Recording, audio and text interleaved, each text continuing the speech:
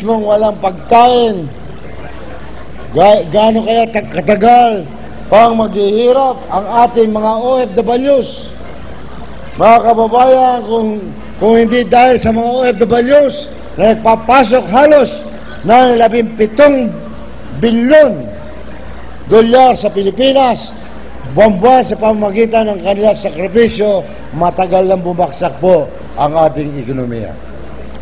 Pinapatunayan po natin to na tanging mahihirap pa rin ang bumubuhay sa ating bansa at hindi yung mga elitista o yung mga nag-aharing uri. Sila pampilit na nagdidikta sa sambayanan kung sino ang dapat maging presidente at mamamahala sa ating gobyerno. Payag ba kayo doon na sila magdidikta? Bakit kailangan pa nilang lumayo sa kanilang mga mahal sa buhay? Ito ang ating mga OFWs para lamang matustusan ang kanilang pangangailangan. Mamamatay, mabubuhay, si hirap, hindi makakabayad ng utang na loob sa mahihirap. Ang lahat ng ginawa nyo para sa akin, hindi nyo po ako iniwan kailanman. Kaya po, ako'y nagpapasalamat sa inyo, mga kababayan ko. Kaya po mga kababayan, hirap na hirap ng suklian ng kasinungalingan ng kasalukuyang gobyerno. Oras na po para sa message ng taon na ito.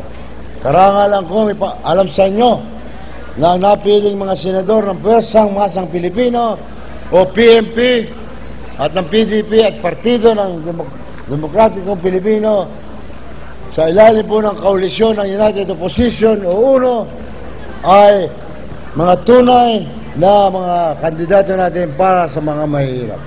Ito po ay pinangunahan ng ating magiting na Senate President Juan Ponce Enrile.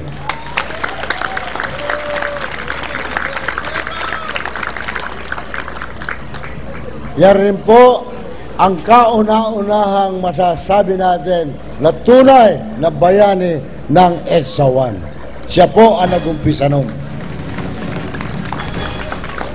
Ang ating pong Senate President, mapalad po ang ating Senado, at siya po ngayon ang ating Pangulo sa Senado, hindi lamang po matalinong abogado at tanyag na politiko, kundi isang senador na handang ipaglaban ang karapatan ng masang Pilipino. Yan po ang ating mahal na Senate President Juan Ponce Enrile.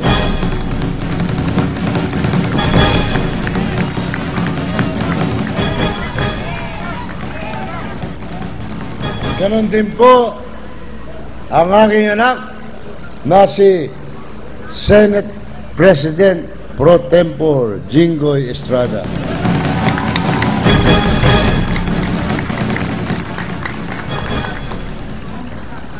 Senate Pro Tempore.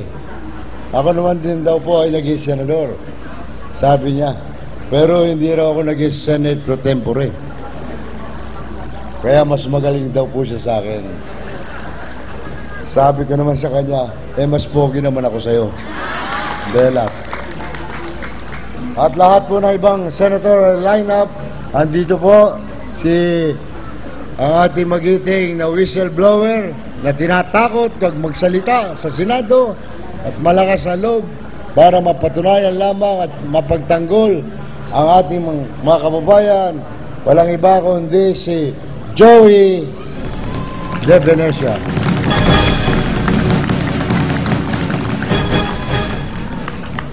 Ganon din po, hindi natin nakasama dito ang ating pong isang kandidato na nakakulong pa ho at isang tao may paninindigan, may prinsipyo at ginagalang hindi lamang ng mga kapwa niya sundalo, kundi pati lahat ng mga sibilyan.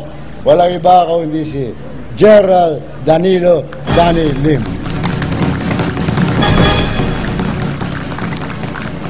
Ganon din po ang ating dating congressman, ang dating gobernador ng Ilocos Norte, 3 term mula pong katalo-talo at ngayon congressman.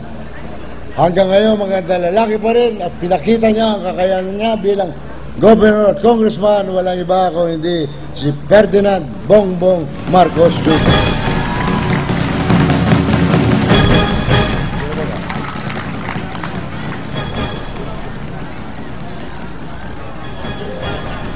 Ganun din po, magre-representa ng Mindanao at magiging guest candidate natin ay walang iba kung hindi si Congressman Ompong Plaza.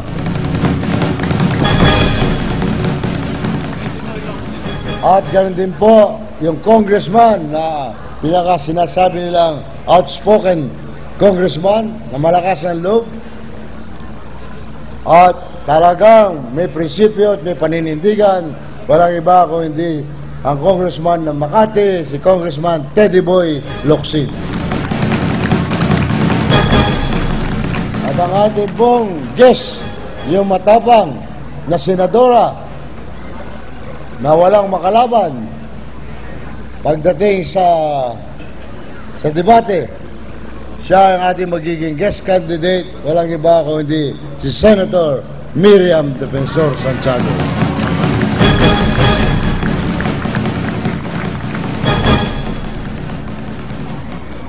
At yun dapat o senador ngayon. At nadaya lamang yung number 1 bar top notcher. Ngunit nag-iisip po dahil nakabitin po ang kanyang protesta. Ngunit sa kanyang protesta ay lamang na po. Nag-iisip pa kung kakandidato siya ngayon o hindi. Pero nakaline na po siya sa atin ang number 1 bar top notcher, Senator Coco Pimentel.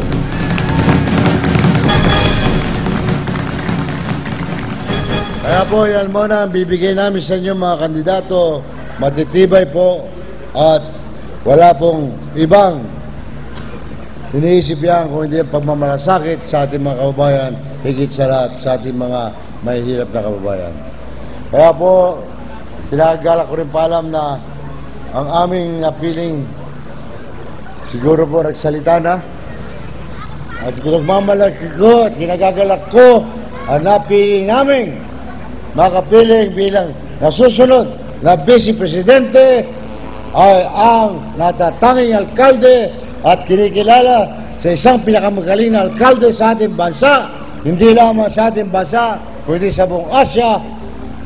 Ang bukod sa libre, ang kanyang eskwelahan, lahat, ang gamot libre sa mamihirap, ang senior citizen libre sa ospital, ang lahat ng estudyante may